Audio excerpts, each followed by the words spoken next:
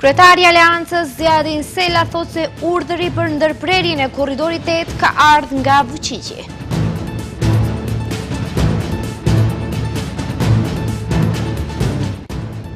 Ligji për arsimin e lartë publikohet në Ener. Ministri i Arsimit tha se i kanë pranuar disa propozime.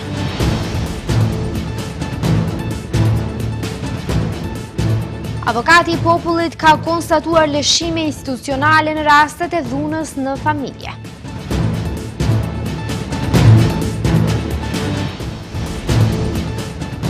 Liderët e bashkësive fetare islame mblidhen në Shkup, vlerësojnë se bashkëpunimi është domosdoshmëri strategjike.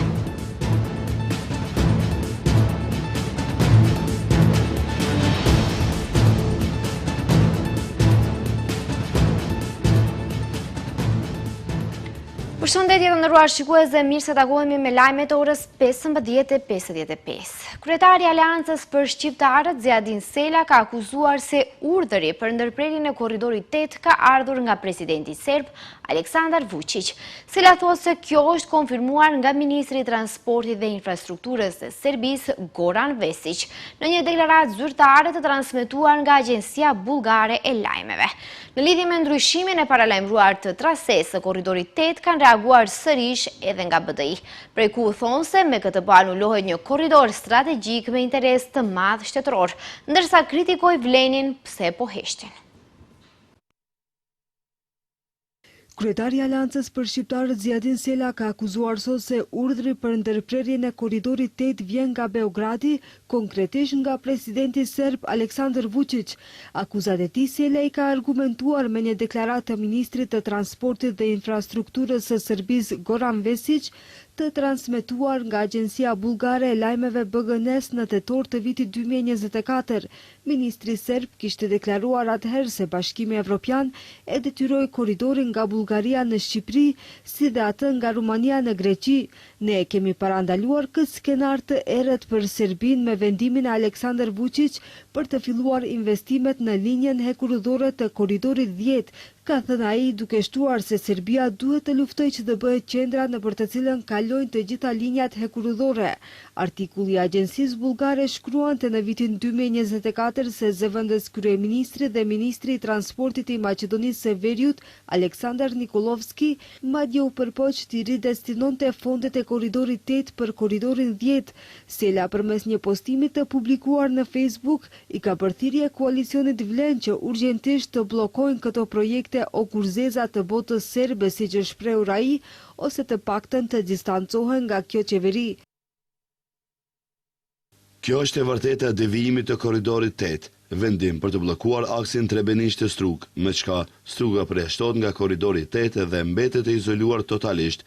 Kemi informacione të sigurta se pas Strugës do të izolohet edhe rajoni Pollogut dhe Korçovës dhe prioritet do t'i jepet ndërtimit të një autostrade Manastir-Ohor, me çka korridori 8 devijohet dhe lidhet me korridorin 10, ndërsa Serbia bëhet përfundimisht epiqendër dhe bllokon lidhjen e vendit ton me perëndimin.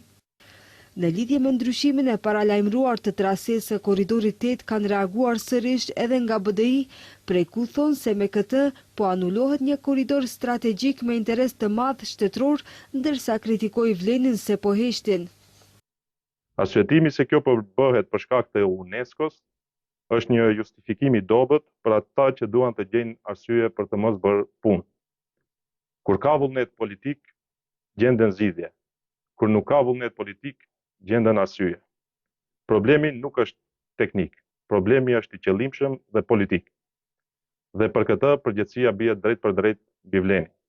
Reagimet e partive shqiptare vijnë pasi kryeministri Hristijan Mickoski së fundmi paralajmëroi se pjesa e korridorit 8 që kalon nga Trebenishti deri në Qaftan nuk do të ndërtohet për shkak të vërejtjeve që kanë marrë nga UNESCO.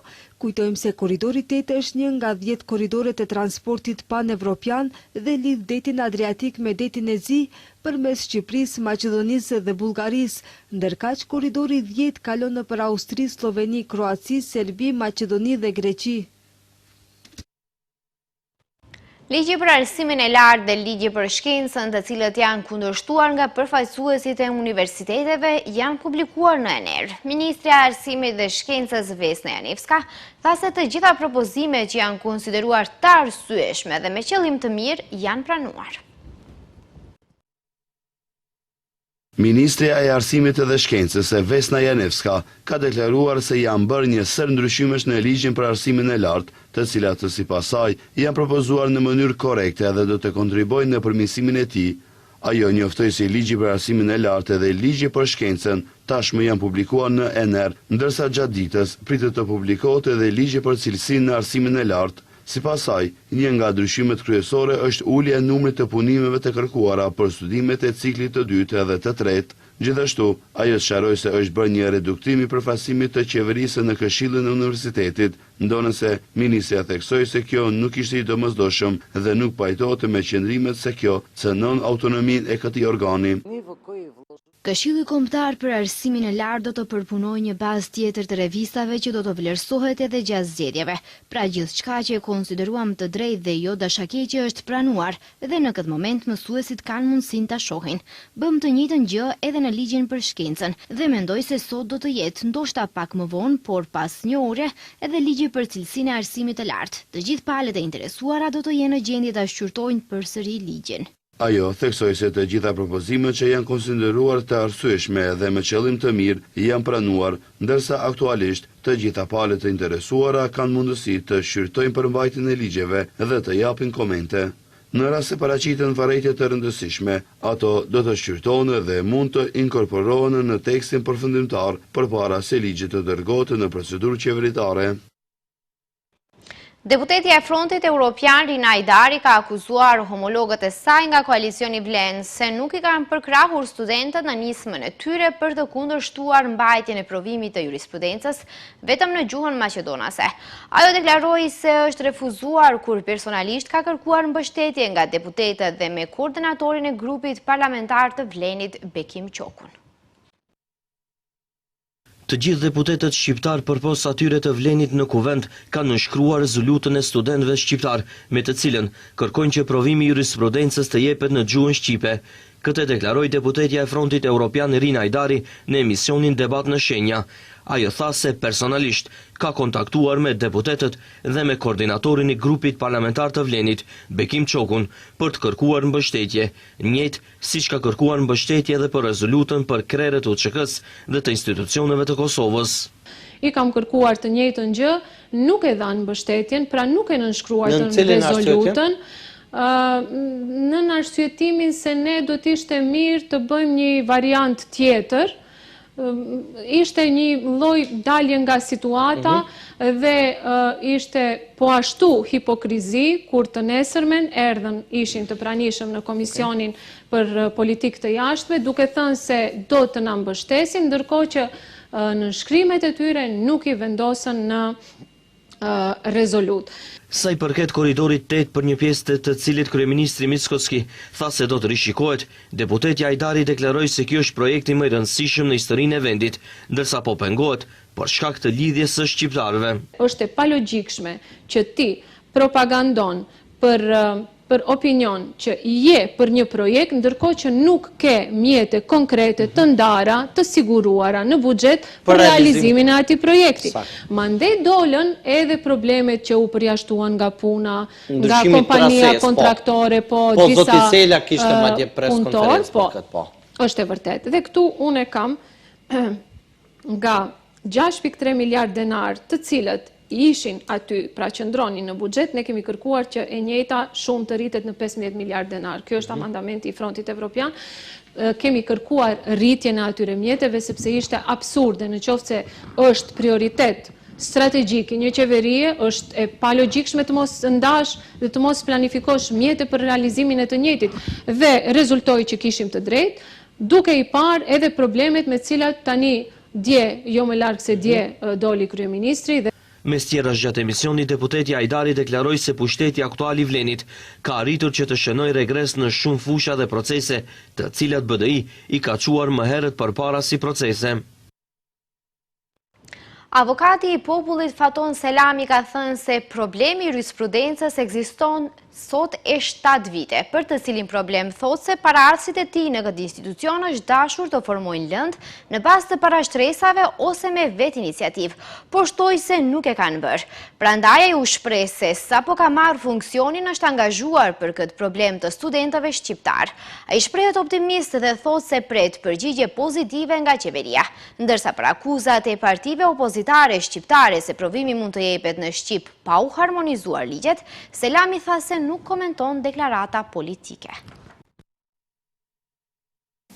Ne kemi dorëzuar iniciativë deri te qeveria dhe ato kanë afat për 1 muaj të përgjigjen.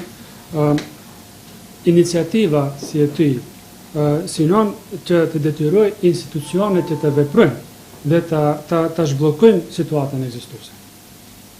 Dhe mendoj se institucionet do të na përgjigjen pozitivisht në lidhje me këtë iniciativë. Avokati i popullit konstaton se ekzistojnë lëshime në reagimin institucional në rastet e dhunës në familje dhe dhunës në bazë gjinore. Duke prezantuar raportin vjetor, avokati i popullit Faton Selami i bëri thirrje institucioneve që të veprojnë në kohë. Raporti po ashtu tregoi se kushtet në përburgje nuk janë përmirësuar dhe janë jo njerëzore. Dhuna në familje dhe dhuna në bazë gjinore ka qenë në fokusin e avokatit të popullit në vitin 2025, por për fat të keq është aktuale edhe këtë vit. Kështu shpreh avokati i popullit Faton Selami në prezantimin e raportit vjetor, gjatë të cilit u bëri thirrje institucioneve që të bëjnë më shumë përpjekje, të investojnë më shumë resurse dhe njohuri për të parandaluar rastet e padëshirueshme, të cilat e kanë tronditur opinionin. Femicidi si pasojë më e rëndë e dhunës në familje, ishte shkak për vdekjen e disa grave gjatë vitit të kaluar. Avokati i popullit, duke vepruar sipas lëndëve për rastet e femicidit, konstaton se ekzistojnë lëshime në reagimin institucional i cili sipas të konstatuarës më së shpeshti nuk është në kohë, për shkak të së cilës është e nevojshme të sigurohet parandalim dhe ndjekje sistemore e koordinuar e familjeve me sjellje të rrezikshme.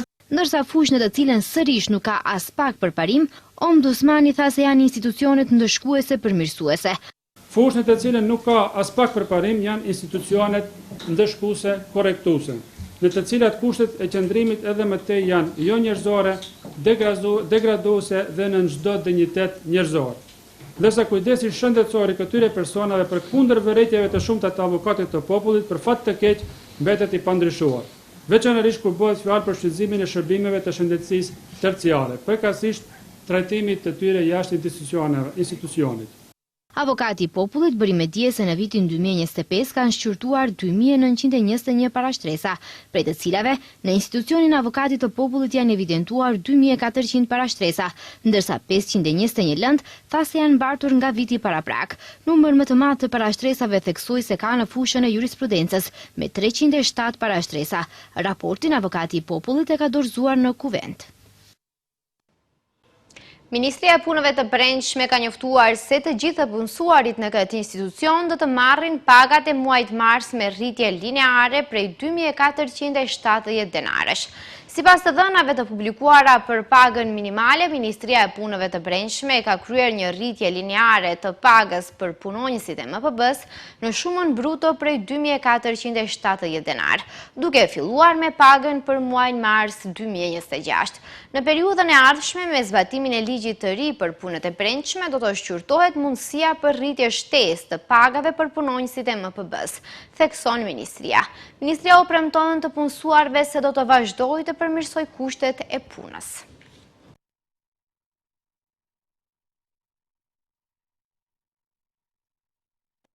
Në Shkup sot kanë qëndruar krerët e bashkësive fetare të rajonit. Kreu i bashkësisë fetare islame Shaqir Fetahu nga ky samit tha se në një botë të trazuar dhe konflikte, tensione, njerëzimi po përballet me sfida që kërkojnë jo vetëm zgjidhje politike. Krerët e të gjitha bashkësive fetare islame u mblodhen sot në Shkup, ku në organizim të bashkësisë fetare islame dhe Dianetit të Turqisë u organizua samiti i 10 i liderëve të bashkësive fetare islame. Kreu i Bashkësisë Fetare Islame Shaqir Fetahu nga ky samit tha se në një botë të trazuar nga konfliktet dhe tensionet, njerëzimi po përballet me sfida që kërkojnë jo vetëm zgjidhje politike, por edhe udhëzim moral dhe shpirtëror. Sipas Fetahut, Shkupi sot nuk është vetëm një qytet pritës, ai bëhet piktakimi i mendimit, përgjegjësisë dhe vizionit të përbashkët të liderëve fetar. Në këtë kontekst, mesazhi ynë i qartë dhe i palëkundur se njeriu është krijesa më e nderuar e Zotit dhe jeta e tij është e shenjtë, mbrojtja e jetës, dinjitetit, paqes dhe lirisë së njeriu është detyrim hyjnor dhe përgjegjësi e përbashkët. Në mënyrë të veçantë, ne si udhëheqës fetar kemi obligimin që këtë të vërtet të artikulojmë fuqishëm dhe ta jetojmë me shembull. Në këtë kuptim, bashkëpunimin ndërmjet nesh është domosdoshmëri strategjike. Ndërkaq kreu i kryesisë për çështje fetare në Republikën e Turqisë Safi Arpaush deklaroi se në këto hapësira toleranca nuk është vetëm një nocion, por një traditë e hequr dhe e fuqishme e jetës së përditshme.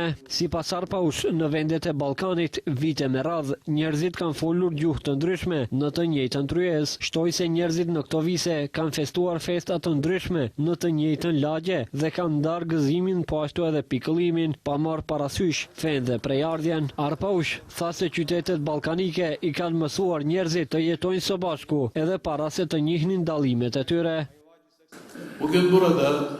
Libri ynë i shenjtë, Kurani, e thekson drejtësinë dhe panshmërinë si garancë më e madhe për paqe dhe stabilitet në botë. Ai e vendos mëshirën dhe dhëmshmërinë si themel të marrëdhënieve ndërmjet të njerëzve edhe me mjedisin, dhe qartë thekson se të drejtat dhe liritë themelore të njeriut janë të paprekshme. Prandaj, muslimanët të udhëhequr nga parimet e universale të Islamit gjatë historisë janë angazhuar për një jetë dinjitoze, të lirë dhe njerëzore për të gjithë. Në këtë samit morën pjesë edhe krerët e bashkësive fetare nga Kosova, Bosnia dhe Hercegovina, Serbia, Greqia, Bullgaria dhe vendet e mbetura të Ballkanit Perëndimor, po edhe përfaqësues të lartë politik nga vendi.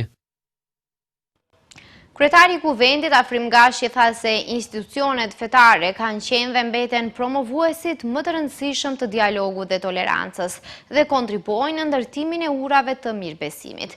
Ndërkaq kryetaria e Komisionit për Marrëdhënie ndërmjet bashkësive dhe grupeve fetare Olivera Trajkovska tha se dallimet fetare dhe kulturore të Ballkanit kanë qenë dhe mbeten parakusht për bashkëjetesë. Përveç krerëve fetar në samitin e 10 të liderëve të bashkësive fetare në Ballkan, mori pjesë edhe kryetari i Kuvendit Afrim Gashi, i cili nga ky samit tha se institucionet fetare kanë qenë dhe mbeten promovues më të rëndësishëm të dialogut, tolerancës dhe mirëkuptimit ndërmjet njerëzve. Sipas Gashit, përmes misionit të tyre shpirtëror, bashkësitë fetare kontribuojnë në ndërtimin e urave të mirëbesimit, forcimit dhe kohezionit shoqëror. Duke afirmuar vlerat shpirtërore dhe etike në shoqëri, teologjia në hapësirën tonë me përjashtime të ralla, gjithnjë ka ofruar një platformë për afirmimin e vlerave universale, për promovim të dialogut dhe për ndërtim të një kulture të mirëkuptimit në një botë gjithnjë e më të trazuar. Në të vërtetë, bashkësitë fetare në një mënyrë edhe janë të detyruara të bashkëpunojnë pikërisht për shkak të misionit që e kanë në shoqëri. Ndërkaq kryetaria e Komisionit për Marrëdhënie ndërmjet bashkësive dhe grupeve fetare, Olivera Trajkovska, tha se tema për të cilin diskutohet në këtë samit jo që është aktuale, por edhe shumë e rëndësishme për të ardhmen e përbashkët. Ballkani gjithnjë ka qenë hapësirë e dallimeve fetare, kulturore dhe etnike, por pikërisht këto dallime kanë qenë dhe mbeten parakusht për bashkëjetesë, duke formuar një themel për stabilitet dhe zhvillim. Udhëheqësit fetar kanë rëndësinë e tyre të veçantë në këtë proces të krijimit të bashkëjetesës në një shoqëri multietnike. Samiti i 10 me temë roli dhe ndikimi i bashkësive fetare në forcimin e kulturës dhe bashkëjetesës në vendet e Ballkanit u organizua nga Bashkësia Fetare Islame e Maqedonisë së Veriut në bashkëpunim me Dianetin e Turqisë. Samiti i ngjashëm organizohet për çdo vit në vende të ndryshme të Ballkanit Perëndimor.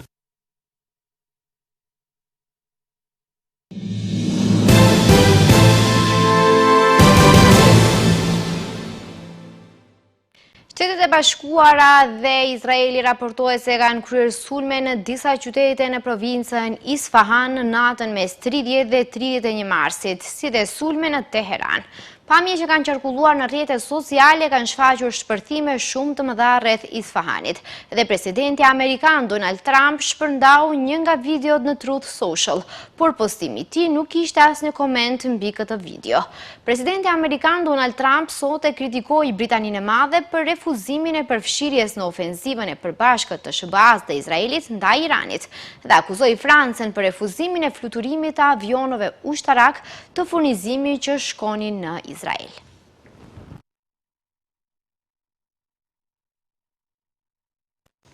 Spanja dënoi sot legjislacionin izraeli që vendos dënimin me vdekje për të burgosurit palestinez, duke e quajtur atë diskriminues dhe një hap drejt atij apartheitit. Transmeton Anadolu. Kryeministri spanjoll Pedro Sanchez tha përmes kompanisë amerikane të mediave sociale X se qeveria spanjolle dënon dënimin me vdekje kundër palestinezëve të miratuar së fundmi nga parlamenti izraelit. Ai përshkroi masën si asimetrike, duke thënë se nuk do zbatohet për izraelitët që kryen të njëjtat krime.